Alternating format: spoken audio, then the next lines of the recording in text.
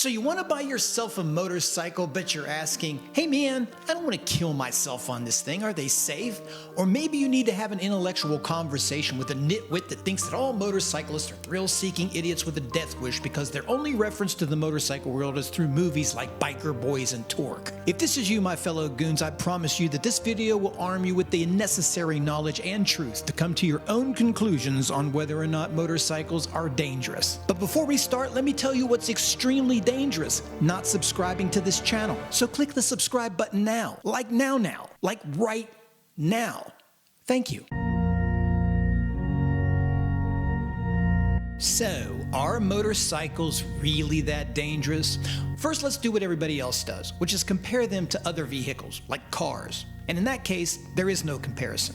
According to the Insurance Information Institute, motorcycles are far more dangerous than cars, registering 58.33 fatal accidents per 100 registrants versus 9.42 for passenger cars, and 25.47 fatal incidents per 100 million miles traveled versus cars, which has just 0.89. However, before we cast judgment on motorcyclists, let's understand first that roads are built for cars, not motorcycles, and many of the safety measures that are in place to protect vehicles can be catastrophic to motorcyclists. Things like guardrails, concrete barriers, and retaining walls are great to keep vehicles from tumbling off the side of a mountaintop. But guardrails, concrete barriers, and retaining walls can be deadly to a motorcyclist. Because American highways are not built with motorcyclists in mind, certain road conditions such as potholes, rocks, broken pavement, oil spills, and other fluid spills that would normally not affect a vehicle can cause a major incident for a motorcycle rider. Not to mention any debris that may be propelled on the highway from careless motorists may only end up cracking the windshield of a vehicle, but might end up cracking the skull of a rider and lead to an incident. In addition, there are many safety features that are built in today's automobiles like airbags, safety belts, and lane assist warnings that motorcycles do not have. Now, based on those statistics alone, it seems like it's a no-brainer that motorcycles are way more dangerous than cars.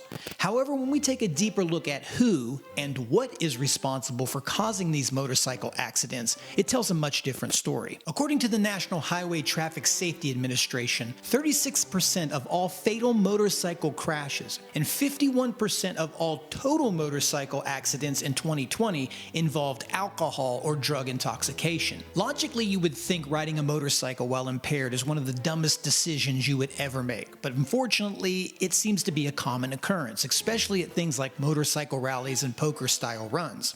I think we've all seen or met someone at a bar who downed a few shots of Jack and then rode off on their motorcycle.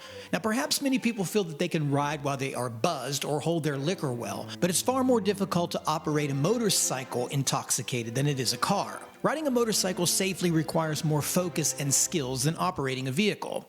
Your reaction time, depth perception, and balance need to be at a higher level when you're riding a motorcycle. To build on this point, according to the National Transportation Safety Board, 2% of all vehicle drivers with a blood alcohol content level of 0.08, which is legally buzzed, will be involved in an accident, while 17% of motorcycle riders with a blood alcohol content level of 0.08 will end up having a crash. So the consequences of operating a motorcycle while intoxicated are far more detrimental than a car. So right off the bat, the single greatest danger to a motorcyclist is their inability to stay sober. Just by riding your motorcycle sober, you can reduce your chances of injury and death by an astronomical margin. It makes absolutely no sense whatsoever under any circumstance to operate a motorcycle while intoxicated.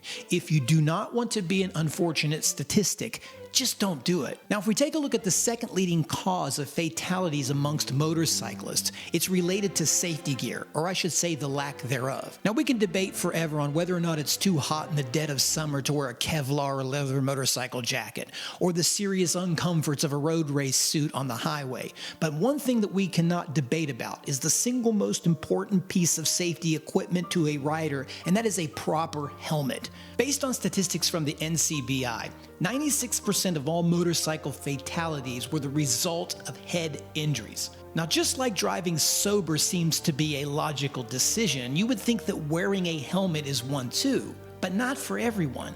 According to the map on screen, there are still 2 states, Iowa and Illinois, that have no helmet laws at all, while 22 states that are highlighted in green have some strict form of helmet laws. What I want to highlight with this map is the 26 states in yellow that have, let's use air quotes for this, helmet laws. Many of the yellow highlighted states only require a helmet to be used up to a certain age, usually between 17 years old and 20, and it may or may not be applicable to both the passenger and the operator. So many of these states are treating helmet laws like they treat drinking laws, determining an age when someone is supposed to be mature enough to make responsible decisions. Now, regardless of the state, the real problem here is the definition of what is a helmet. To me, things like skull caps, half helmets, open face helmets, and predator helmets are not safe, even if they are DOT approved. A skull cap or half helmet can easily be dislodged in a high impact accident. An open face helmet, just like a skull cap and a half helmet, leave your face exposed to road rash and severe facial injuries. And statement helmets like predator helmets are vision restricting. And while the helmet may be impact sturdy, if you can't see where you're going, you're opening yourself up to a serious accident. What I find more interesting while doing this study is how many states do not require you to wear any form of eye protection. Now, while I feel most riders will do this anyway because at freeway speeds your eyes are going to water and you can't see where you're going, but I still find this odd that they give you a choice on this matter. In addition to wearing a DOT and Snell approved full face helmet, you should always wear a proper riding jacket and pants that are made from Kevlar or leather with body armor, along with a pair of quality motorcycle boots.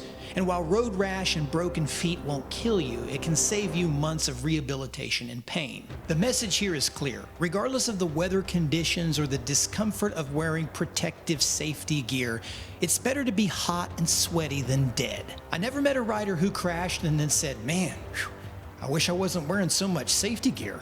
I saved this last statistic for last because I want to highlight for you guys today one that should hit home for all of us. 76% of all motorcycle accidents are involving riders that have been riding for less than 1 year. So obviously your chances are the highest when you first begin to ride.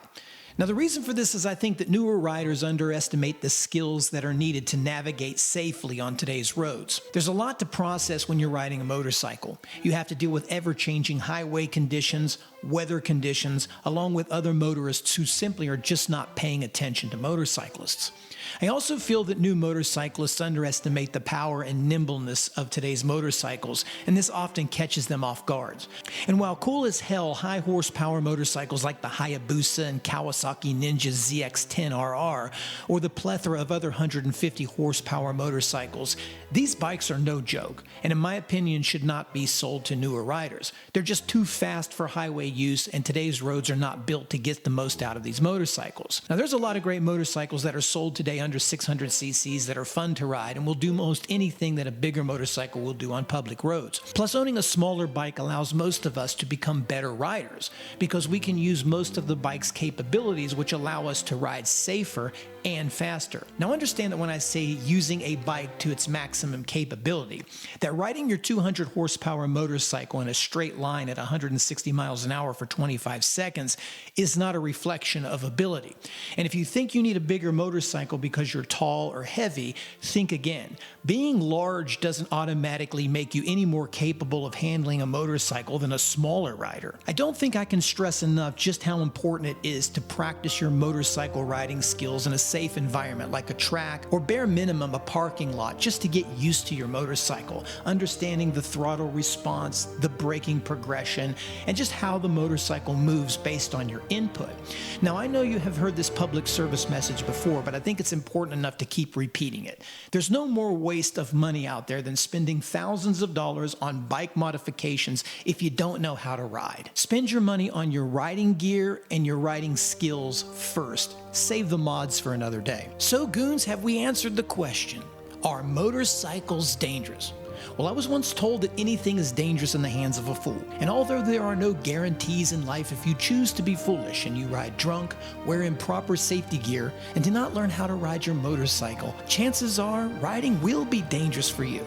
But if you just follow some basic safety principles and learn how to ride, you'll probably be just fine. So, goons, let me know what you think. Comment below, and thanks for watching the video.